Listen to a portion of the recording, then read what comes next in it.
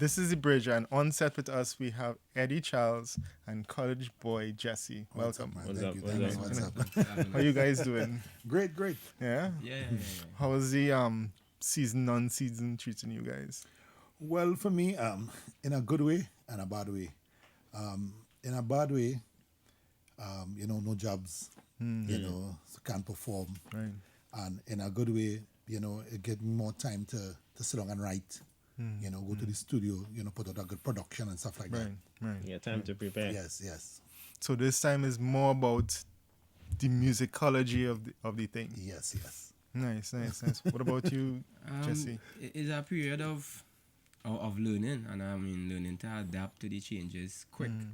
The program, of course, changed, saying that we are no longer preparing for a season to say, but now we're preparing for a year of entertaining. Right. So the whole structure, with myself, my team, and how we approach representing the art form is completely different now. So that's just it, just adapting quickly and figuring out things, seeing what works, what doesn't work, and so forth. What have you learned so far? I learned that it's a lot of hard work now for me being full-time an artist, because it's probably over a year that I decided to pursue music fully. Right. I turn away from a full-time job and say this is what I want to do.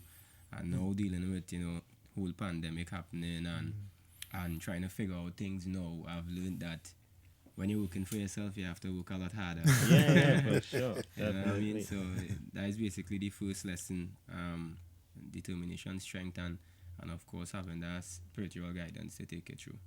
But any particular tools that you're using? Are you focused more on social media?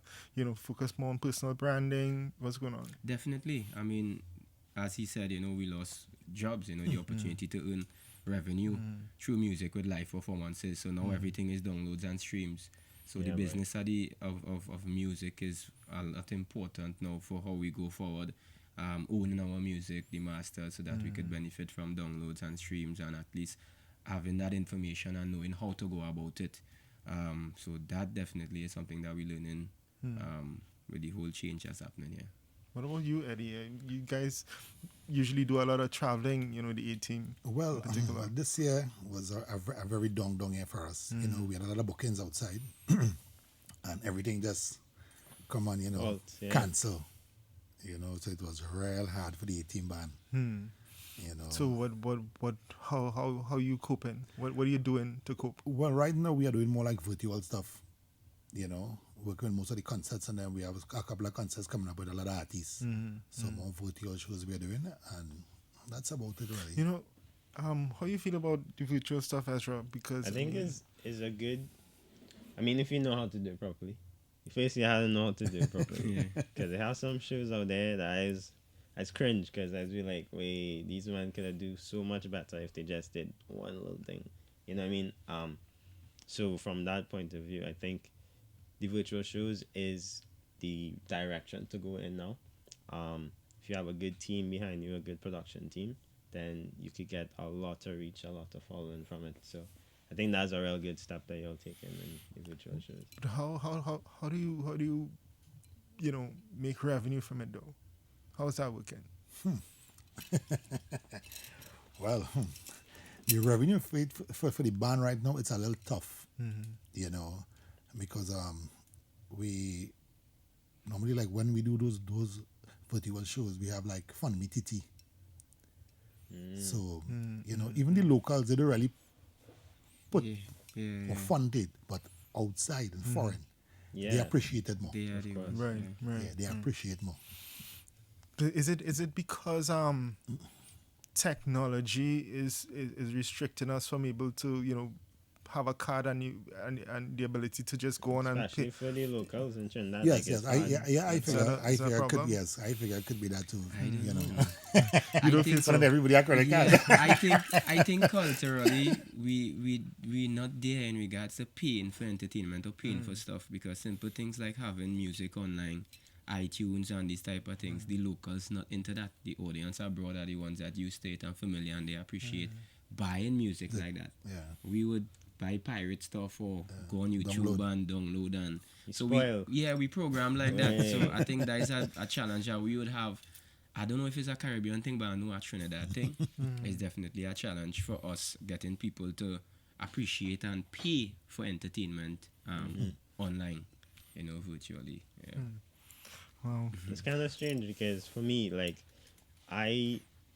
it exactly what you say in terms of like paying for something online, like for something entertaining. Like, why will I go and pay a team? Nothing with this. Why do I go and pay a team to just hear their music, and not really experience it? Because for me, first of all, I don't know who a team is. Right. If you understand, or the older bands or certain artists. Yeah. So I only listening and watching the things that I know. So I pay for a subscription on iTunes or on Spotify, and I just listen to what they give me. Yeah. You know what I mean? So it's kind of for the younger people, we don't really have access to that kind of music or that kind of. So for y'all to say, all right, cool, I'm gonna do a live show this weekend, and I advertise the hell out of it, and then now, when I see that, I'm just gonna scroll past it. Yeah. Because I don't even know who they are. Yes, you yes, know? Yeah, okay. yeah, So yeah. it's like, it's from that point of view, like, The one thing most people may not realize or don't pay attention to in social media is the algorithms. You understand? The algorithm is a serious part to play in this, where if I only listen to one type of information, that is what I'm gonna get. Yeah. And if I'm not listening to Jesse, I'm not gonna get him anyway. And so there's challenges that come within the social media thing itself and the digital thing itself. What do you think about that? That is something, again, it's all new to us trying to figure out social media, because ever so often things always changing with how that algorithm works.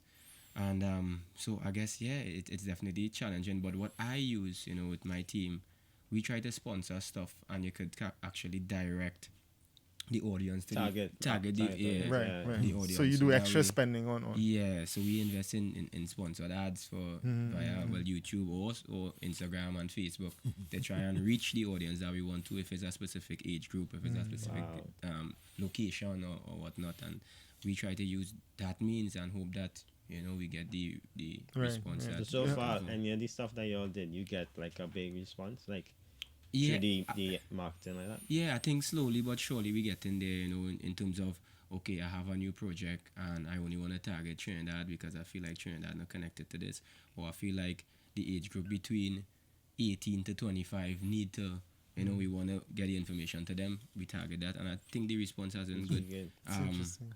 Social media, they would show you, the stuff The after the algorithm, ad. Yeah, they will say, okay, you reach this, Yeah, how much algorithm. people it meet, and I think, it's So been good. you have guys who doing the research to decide who the target market is and stuff like that? We make those decisions on our own. Again, trial and error. Everything trial and error. We try to just figure out, okay, who might be familiar at the moment and who is not familiar. Okay, we want them to be familiar. This is the audience that we're trying to reach right now. So I guess What's that's the how we go success about rate it. so far? How finding any kind 50-50. I never really pleased. I could never be too pleased all the time with anything. It's just 50-50, but we just have to keep at it and hope that we achieve what we're trying to. Yeah. I personally have been getting stuff from the A team for a while now. In fact, Yes. Certainly. are you doing this? Yeah, are you doing the same thing? Are you doing sponsored advertising and Yes, stuff? like that? yes, we do the same. But as Jesse say, I have a whole marketing team too, Alright. management and stuff. So they do everything. Right. Well, it seems to be working because Yes. I'm seeing your guys stuff. And I'm saying, who is this A team? 18 band, we do a lot of concerts, like for lyrical, Patrice Roberts, Pretty, Swappy. So the A team name is out there, and it's helping us in a big way. Right. Getting the band out there, the brand you know, and it's all over because even the year before the band went to Germany Right. for the first time, That's probably cool. you know, and to see, you know, the white people is like, you know, like they gravitating to that music, and it was so nice. That's cool, man. You This is know. your first time. Well, first time went to Germany. Germany. But I've been traveling over the world for years, since I was like 19 years old. Yeah, I've been traveling. I want to know more. I want to know more. Like, tell me, run down there. Well, I've been with Traffic for 20 years.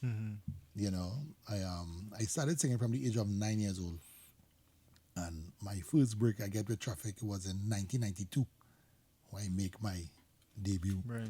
You know, I tried to. I was 94. I was born in 94. Oh, yeah. She's like about 2 years. Yeah.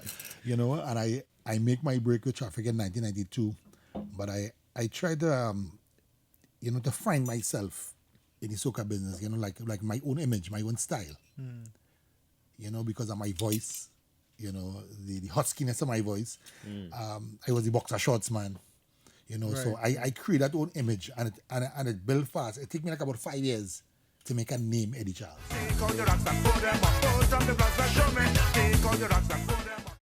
have some catching up to do.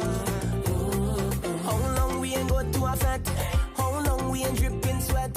How long You know, we did all the major fetes, you know, the Army Fete, the Wassa, the licensing, the Carib, the Licensing? Brass. Yeah, licensing. Big fat Everybody who was anybody had a fete. big fat. Licensing, even all the schools, you know, Yeah. the Then you had flour and the all this Fatima, flour mill, mills, yeah. you know, Like the actual farm. flour mill, Yeah. flour mill, compound, yeah. What was metal box? Metal box. Yeah, metal box, ice pick. But it's so much, you know. And Traffic was one of the biggest bands, you know, coming out of Trinidad and Tobago, you know, one of the biggest bands. And, you know, I was so, you know, amazed, you know, to work with the band Traffic, because from since small growing up, when Traffic came out in 1990, they had a guy singing with them called KB Charles. Right. And I used to always, you know, try to go past with my sisters and them and watch the bands, you know, when Ronnie McIntosh and them had Donkey and all them things. I with my sister and them in Flower Mill and Watson watching, and I used to always say I will be on that stage, you know. One day I will be on that stage, and my dream come true. Nice. How did that happen? I mean, give us a quick history. Well, Like as you I said, 7, so like you have like family in music. yes. My brother used to sing with a band called Jiminy Brass. Right. Right. I started singing at the age of 9 years old from primary school to junior sec, Barata junior sec, Calypso competition, San Juan Senior Comprehensive. And then from there, straight into Traffic. You went straight from school and Yeah. How did it actually happen? Getting into Traffic. Well, I was in a little small band before, and they saw me in a mass camp up on Arabit Avenue. Yeah. And the guy who owned the band with is Andy Joseph. He realized the talent that I had. And the next day my phone rang. And I was like, yeah, boy, we need a man to come and ting. The band. I said, all right, well, let me go. And you know, it was my first time going on tour too. And my mom, So it she all happened at cried. the same time. Yeah, she cried. My mom cried, you know, because I young. Yeah, I just pick it up myself. What was to go your with, age at that time? answer the guy. What was your age at that I time? was 20, Okay. you know, young and, you know, going away to New York with 14 guys. You know, I was like a baby still. Yeah. You know, and she cried. She didn't want me to go. You know, and I still, you know, say, nah, mommy, I go in, I go out there and I go fight it and I go make it. Right. And look up to the day I make it. So what was that first touring experience like? I mean, Well, as a 20-year-old. it was great, you know, first time on the plane, you know. Yes, wait, that was your first. First everything. Yeah, first flight out, yes. Everything ain't going as a band. That's crazy. You know, I'm going out there and singing for, you know, well, Caribbean people, you know, like to New York for Labor Day, Caribana in Toronto, used to go to England for their carnival, New Jersey, just all over the world. Right. You know, even like we go to up the islands like St. Lucia, Antigua, Grenada, Jamaica, and just, you know, putting our music out there. And it was, you know, a very good experience to me. That's great, man. Yes. What about you, Jesse? You want to share a little bit of your My career with background, us? I started at 7 in Calypso, enterprise government. My teacher, she introduced me to Calypso and she gave me a song to enter the school competition. First year I placed 5th. And then that's when my parents saw the potential. I was like, you can really do this thing. They started writing for me, my parents. And so the second That's year, nice. I won the competition. Same And competition. The same school competition. So the following year I won, and then I keep winning until I leave that school. And then I went to Shogunas Junior, and I won until I left there too. So straight through primary school, secondary school, I won all the Calypso competitions in Central. Nice. Jesus Christ. Then Nobody well, wanna take part in them competitions. yeah, so I mean, I've been involved. Well, that was that side of Calypso, and then I started Soca, National School Soca Monarch. For 2 years, I came 5th in first year I tried, and I came 6th the next year. And then I met with some guys, the Millennial Family.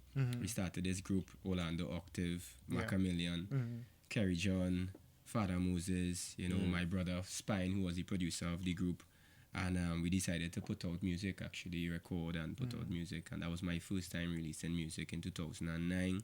It was a rhythm called the 747 rhythm. Right. So since then, I've just been releasing music every year, performing with the Millennial Family. We traveled to New York. We traveled throughout the region, in Barbados. And then I started touring alone. My career was a situation where I had to go looking for the stages because I released music and it wasn't popular. The challenges as young artists, Right. the music not going to be playing all the time. So our strategy for me was to go and meet the audience. So I will literally find stages to perform on, locally and abroad. So I mean, even when So I you're was reaching out to like promoters. anywhere, we just go on the internet. Who are you? Right, you okay? I want to come and perform on your stage. And they would say, no, we don't have a budget. And I'll be like, fine, I just want to get your stage. So this is where I had the opportunity to meet the audience and let them learn who I am with my music. As far as the UK, the first time I went to the UK, I was actually going to graduate in Scotland. I did my master's in Heriot-Watt University. And I was heading to the graduation there. So on the way, I told my brother, I was like, let's see what stages it have while we go there. And we found this stage in London with this event, Face Off. It was Bungie Garlin facing off Fian. So we reached out to the promoter and they allowed us to open the show. I went out there, I did the show, and then that same year I got a call to do 2 more shows in the UK. Right. Paying shows. So this is the efforts that I made throughout the years. Performing even locally for years on local stages, trying to get my name out there. That's some serious investment, though. Yeah, I mean, if this is what you want to do, you have to work it. Sure. Well, I appreciate that because I've been asking, these questions for a while as to, how do artists make this thing work? And, you hearing different parts of the story, You're hearing, be on the stage, you're hearing, get the airplay, you're getting all these different parts. But to me, this is unique where you physically find find a way. these things. That's pretty cool. The groundwork. That's it. Because I remember me and all too, like when I put out a song, right? I put it on CDs and I going out all over and to the bars and giving out free. I'll give out for Promotions, Promotion to promote yourself. So you used to getting money to do the CD. Well, from my mom and stuff. I think out of many people and out of many artists, there's a few who really, do things. And I'm we were just talking Second Son. He's doing the Second Sunday thing, and I know that you can't. And Ronnie McIntosh was saying, this music business, you have to look at it from a point of view where it doesn't pay. He said it doesn't pay. Retirement. Yeah, retirement. No You pension understand? plan. No pension plan. Yeah, no pension plan, Yeah. right? Mm-hmm. And so, what do you guys feel about that in terms of what are you doing to ensure things like that? Well, I'm into different business. I have my car rental company and stuff like that. So I'm into different business. But I've been doing it from since when I joined traffic. From young, I always realized that we have to do something else, not just music alone. Right. So I into about like 4 apartments and stuff like that. So I've been doing things from young, Right. you know, because I had a vision. Exactly. I Yeah, have a vision. it's cool that you mentioned Ronnie because he has been that person that been kind of mentoring me for years too. Oh, nice. In regards to my involvement, and that is something he always preach. You know, having something else that could fill the gap. You know, I mean, I left my full-time job to pursue music because I felt like the music demanded that time up from me. Right. But now that I'm establishing myself as an entertainer, of course we have to take the revenue that we have here now and feed it in different Right. and invest it where we could be more stable. So what do you did their masters in Marketing. marketing? Oh, Yeah, nice. yeah. So I mean, I used that background, of course, to invest in my own business stuff with family. We have a brand, Princess Indies Seamore's Puri, and so everything that I've learned, I now put in my efforts there, and also developing a new brand with my brother, which is a music label, Zig Boy Music. And now we into visuals, doing videography, music videos. All my music videos now we're doing ourselves. We have a production house with music production, and we're working with photography, working with young photographers in our community and providing that place for them to create and get work out. Even young producers and people in the industry. So yeah. That's sick. Nice. Talk a little bit more about that because I think is interesting and I mean it deserves a little bit of air. So yeah. I mean, so now that I'm fully involved in the music side of things, is not just for what I achieve in my time, but I'm very passionate about what the future holds for our art form and our culture. So you I get tell an everybody that. opportunity, you're making an opportunity. Yeah, I am a patriot. So I've been working with young Aaron Duncan. I've been writing for him for the past couple of years. And he is the artist that, you know, I really pushing. Because it's like, to me, it's not about me and my time, but it's about when I'm gone, how we carry the culture. Yeah. So we investing in the young talent locally. Yeah. do you think there's enough structured support for musicians in Trinidad? There's no structure, I would say. I guess it's a system where everybody trying to figure out how they could work with it. And we don't have a structure or a standard for the industry to say this is how it's supposed to function like the labels abroad. I mean, this whole thing with downloads and streams is new to us now by force because of the pandemic. We don't have live performances. But the artists who are signed abroad, you know, they get their advance, but also some of them would own some of the masters where they still have revenue, constant revenue coming with their music. And I think we need to establish that for our culture, Calypso, Soca, Chutney. We need to establish that kind of governance where we could sell the music to the world and have that structure. I mean, Charlie's Roots, I do a lot of research of the history of where our music been and where we would like it to go. And I've seen, you know, different aspects of us falling off. Where Charlie's Roots, you know, he created something that had the music distributed to the world. We had songs that made millions of, on top of songs like of genres like hip hop and R&B. We had Calypso getting more views and streams on top. So where we fell short, I mean, he stopped distributing because of, you know, the whole CD and the pirates and the whole type of thing affected his business. And since that fell off, our music as a whole, which is Calypso, which you will know the name Calypso more than Soca. And now Calypso, you know, kind of fall back because of we don't have that link no more to distribute our music. And the few Soca songs that we had in the past couple of years that made it global, you know, the Kevin Little, Turn Me On, Tempted to Touch Rupee, Differentology by Bunchy Gallin, is because of the labels that were involved. We had Atlantic that dealt with Kevin Little and Rupee, and then VP who dealt with Bunchy Gallin. And they have the system in place that, and the budget, of course, that sold the music to the world and made it where it is. And I guess we don't have that structure here. We don't have that financing where somebody would say, I'm going to spend $1 million on College Boy Jesse Happy song, because I think the world should hear it. And this is what the labels do. That is why we also enjoy, you know, the other genres because of the budget and the structure that is in place. So it's something that we definitely need. I don't know if it's a government decision or if it's a private decision, but we definitely need it for the music to take off. I can undo that. I know the world just needs to have some good energy. So I tell she, let me find a party and smoke a party.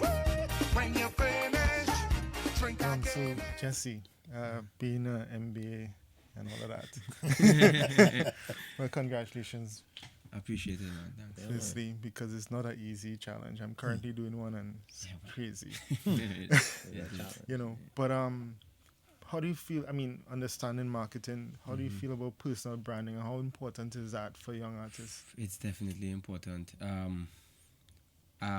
First thing first, there's a lot of things that artists need to know before you get involved. You need to know the business, and you definitely can't do it alone. Right. So just that basic understanding of, okay, I need a team.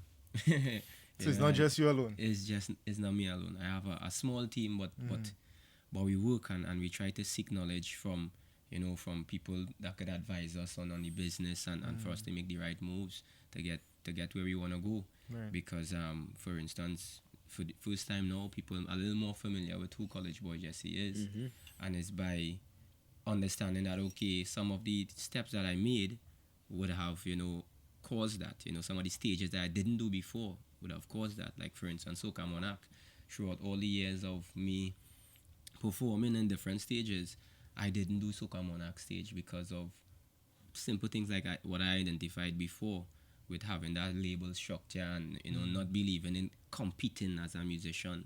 So that is something that we stood for before, but then we realized, okay, because of the culture, if you're not on this stage, Then you're not recognized. So this is why we made that decision last year. Right. And I entered the Soca Monarch last year, and now we are a little step further. So now we are about utilizing what we earned there to move forward in selling the College Boy Jesse brand. So it's just about that. Good stuff, man. Yeah, strategy and execution. What about you, Eddie? How you guys deal with branding? Well, from what Jesse said, it's basically the same thing, and even when you talk about the Soca Monarch, because Soca Monarch is one of the biggest, to get yourself out there too, Right. even internationally, Right. outside, to get jobs and stuff like that. Because if you're not in the Soca Monarch, Yeah. That's just how it's set up. and what I learned about marketing is about marketing yourself too from young. My dad used to tell me, why you think Coca-Cola always advertising? Right? He said a baby is born every so often, right? So you have to advertise. Because if Coca-Cola just advertise, and they don't advertise for the next couple of years. Yeah. So who's that baby's born then? So I learned that, Right. from my dad. So, we always I try take to, in that. I real so we always try to get ourselves, out there, visually, make sure that you always even record a song every year, because you can get lost in the whole mix. Because if you fall off the map for like 2-3 years, like I just said, Jesse, if you just don't sing for 2-3 years, everybody like, Who's that? and just try to make a comeback. It will take a while. 4-5 years again.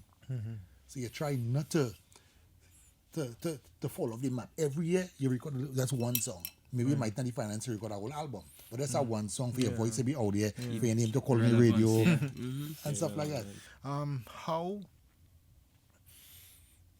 How much does the carnival Influence. influence, limit, or even limit the creativity of the music, because it's a sort of a yearly, cycle? How do you feel about that? Oh boy, well, we artists, I think we just record for carnival, right? And I look like Michael Jackson, right? If you record a song, how come a song lasts for 5 years? Why we had to record a song every year? Exactly. Because we have a cycle. Yeah. And I think some artists are actually trying to break out of that cycle right now and trying to create Now's the music best that time. is kind Now's the and best this time. might be a good thing, right? Yeah, This might be a it good is, thing it is, because it we is. have COVID, and artists, as you said, I started off saying that you have to sit back now and think about things a little bit harder and a little longer. Yes. As to, and what if there's no carnival next year? Yeah. What are soca artists going to do, and how are they going to create their music? How is this going to affect how music is created moving forward? And this is a positive in the pandemic, I would say.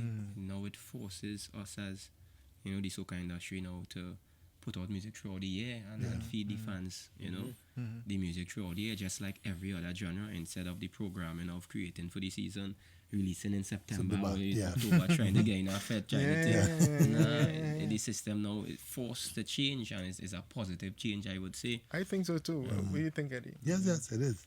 How do you think you would adapt to that? Well, boy, I don't work with the system. I don't go with the flow. I don't work with the system. You know, so if it's every, as Jetty say, if it's every 2 months where they release a song, we have to do it. It will affect the content too, because, you know, people would say our music is just around the fet and the fet and the, you know, it affect the content. Now we could actually create content, you know, with the lyrics that would, you know, Not everybody have the could time to relate to just, during the year. I mean, we yeah. do it, but I think now we're forced to do it a lot more.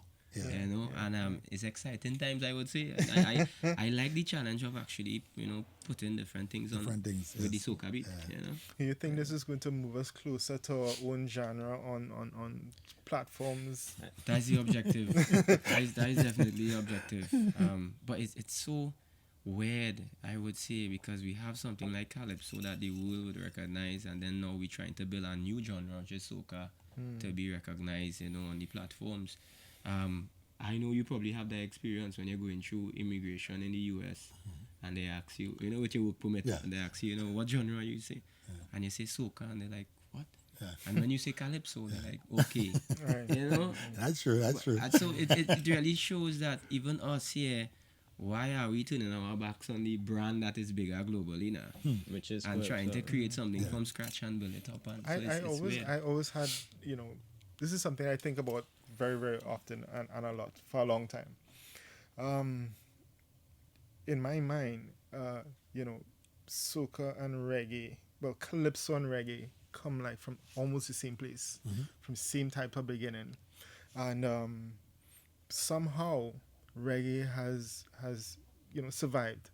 It's still there, and I'm not sure what it is where, you know, reggae continues and dancehall is part of reggae.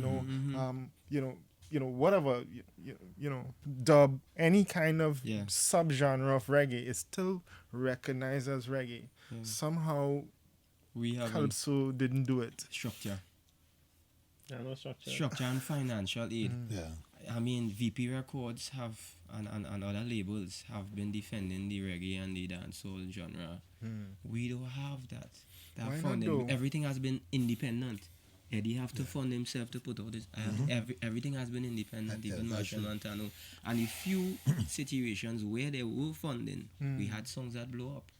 Kevin, this song blow up.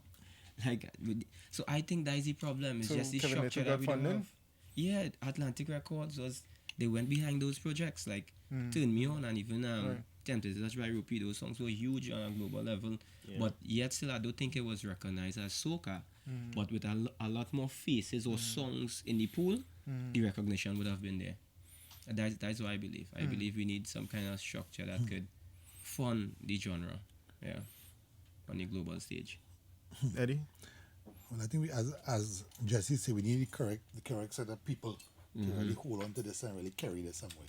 You know, because as I say, I've been doing this for 3 decades. 2 years. 3 decades. Yeah. So it sounds like, you know, you guys saying some sort of a label.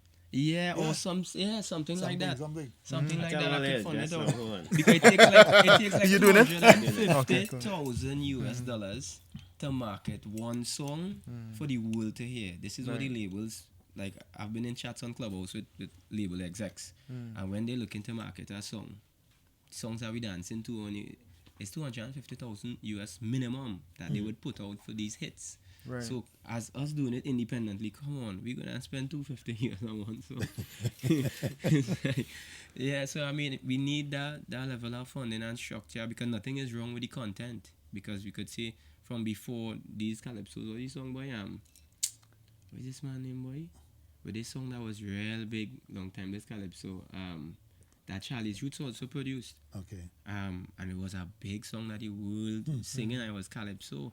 And Beatles, I mean, we were now talking that before, the person who actually formed the Beatles a guy named Lord Woodbine. Yes, A yes. Calypsonian, you know the story? Yeah, a Calypsonian from Lavantil.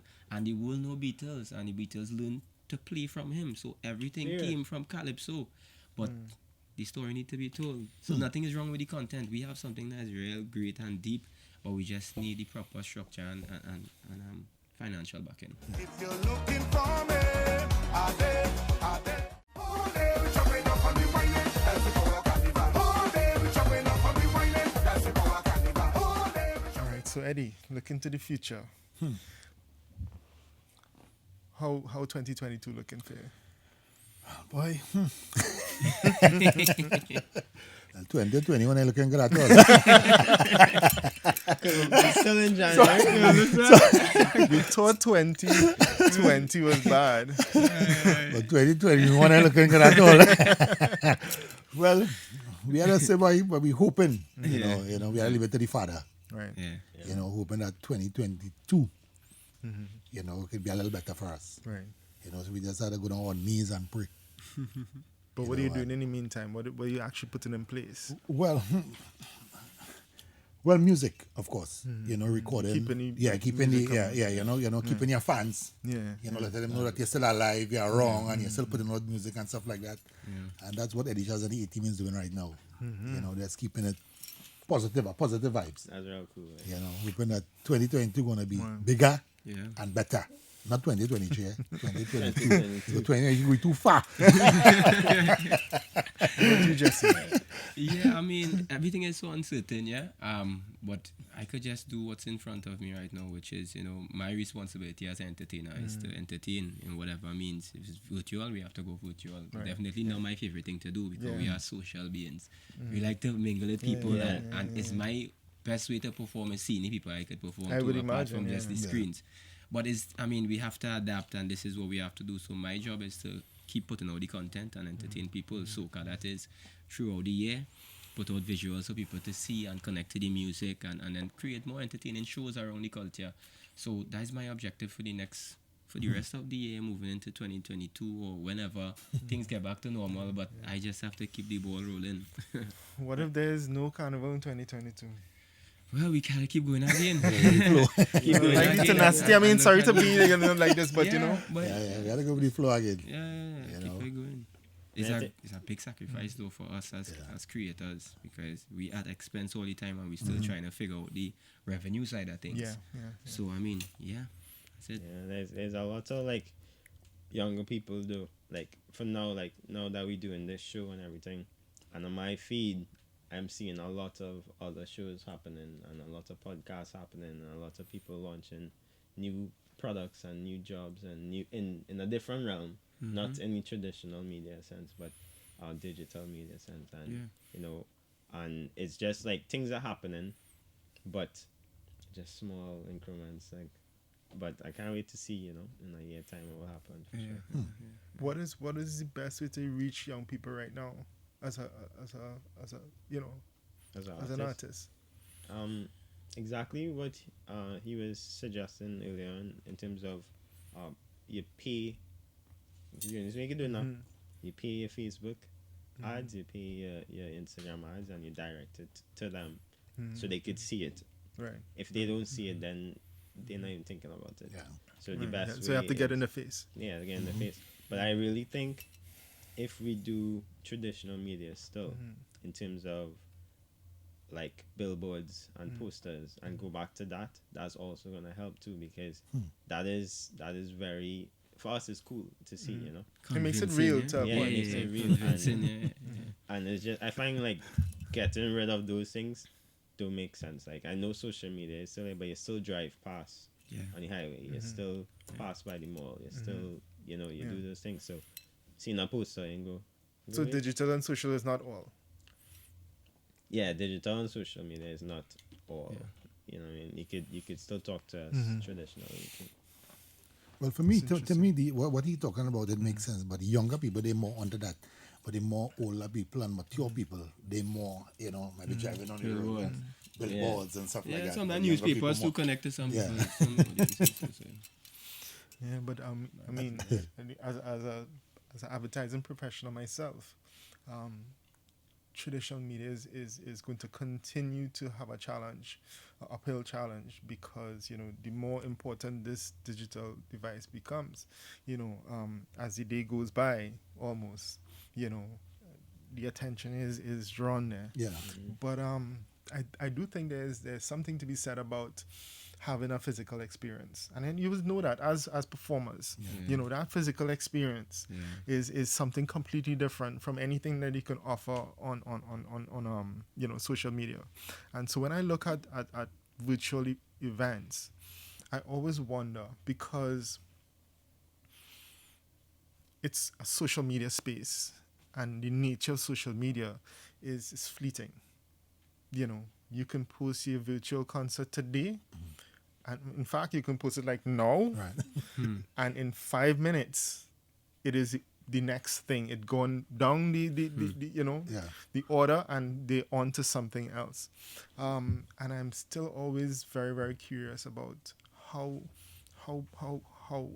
beneficial and how financially, what is the ROI on something like that? What is the real return on investment on something like that? Because there's so much investment, because I know how much it costs. I know how much it costs for a camera team, the uploading, the studio, the sound system, all these different things. And I'm seeing artists still doing it, and I know the Casses of this world could do it, but could the Jessies of this world do it on a consistent basis to make sense financially? Why? Is that real topic? Is that really? Yeah, it's kind of tough.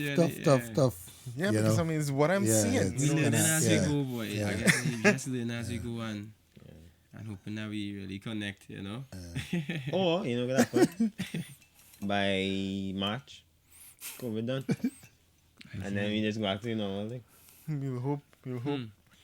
But I've also seen, as Ezra was saying, a lot of people are trying to come up with solutions. I'm seeing it around. We are coming up with a solution. Hopefully, it's a solution.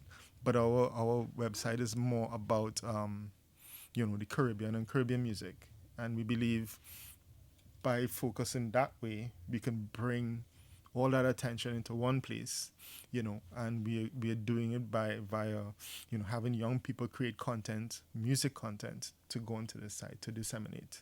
I always thought that our music industry, in particular Trinidad and Tobago, needed a media to represent the industry, because you can't have a proper industry without the media, but we've never had a dedicated media. And in the same way now, I mean, so many years later, I'm doing it again, but now it is about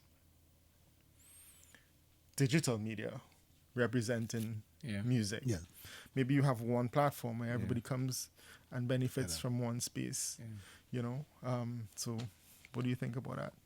Oh, that's a good idea. Yeah, it is. It sounds good. Yeah. But it is we artists gonna come together. Yeah. That's the next thing. That's the next thing. You're right. You understand? Because we artists don't help one another. Because I always want to be the star. Right. So Because just back on front of me. we program I for such a short window to get in, and that's it. For years, we program for such a short window to get in, effects to get in. Right. So why would I don't help you when I trying to get in that window? The promoter only want 5 names on his show. I had to get. So we program like that. That's what I'm saying. The pandemic is a positive way now. We Everybody on that playing field. You have the whole year to put out music, feed the fans, and everybody have a bigger space to play. So I guess as you say, it takes the artists now really coming together on the platform to say this is what we want to do, and that's it. What would you like to see? I mean, we almost finished. What would you like to see? I mean, like a personal wish for the soca music industry. I would like to see soca music reach the Grammy. Grammy. That's how reggae music reach the Grammy. Right. But as we were talking about earlier on before, somebody need to take it there. I thought Marshall would have taken it there.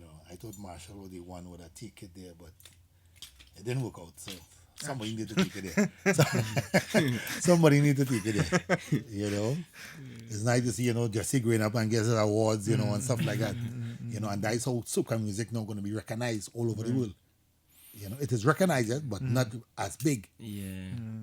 But I mean, one main indicator that is not where it needs to be is when you go onto iTunes or you go onto, you know, Apple Music and stuff like that, and we don't have a genre. Yeah. So what do you think we can do about that? It starts at home. Yeah. And my wish is for us as trained Begonians to appreciate and love our stuff first. Because if we sell it, we just were 1.3, 1.5 million people. Very small compared to the world. But if we defend our thing, then some that could trickle. We could have an audience of 40 million. Because, like, that can again, filter through the world. Yeah. Exactly what he's saying, you know, trickle, because just in Trinidad is 1 point something, right? But soca through the Caribbean is a lot more wider consumed. Yeah. So, like, if the entire Caribbean do it as a whole, as a region, we Build have numbers. our own thing, Yeah. then sooner or later they will come knocking and be like, we can get part of that. Exactly, And, because you know, they're running down the numbers. They want to see the numbers, they want to see the support, but we have to start it here. If we don't, I mean, like reggae and dancehall, Jamaica is very passionate about their stuff, and they've been pushing it there. So we have to stand behind it once. Nice. So we're almost at end, but before we go, you guys want to say any parting words to our audience? Well, you know, for the younger ones that coming up, you gotta keep positive, you know, and keep knocking that door. You know, some people sometimes they just want to give up, but don't give up. Right. You know, because as I said, I start from the age of 9 years, and I keep knocking that door, knocking until I get through. Yeah. One day I will get through. So just keep that positive head on, and you will make it in life. Nice. Thank you, brother. I will take that personally. Yeah. I mean, I definitely support what he just said. I said persistence, just keep at it. I mean, even in my journey, I had peers who I started with, and they also, you know, they gave up. And, I mean, so it's about just sticking at it. Your day is gonna come. So be persistent and keep working hard. And now is not the best time for joining the entertainment industry. But I mean, bad things will last forever. So keep at it, and the brighter days are coming. What you saying? Better days are coming. so yeah, that is it. Yeah. All right. Thank you, guys. It was really great talking to Thanks you. a lot, and, man. Thanks a lot. You know, have a good night. Cover your ears and sing. La da da da da da da da. Sing the happy song. La da da da da da da. Tell everybody just come along. La da da da da da da. We ain't doing nothing wrong. La da da da da da da da. And let me go, 'cause I feel good like if I win the lottery.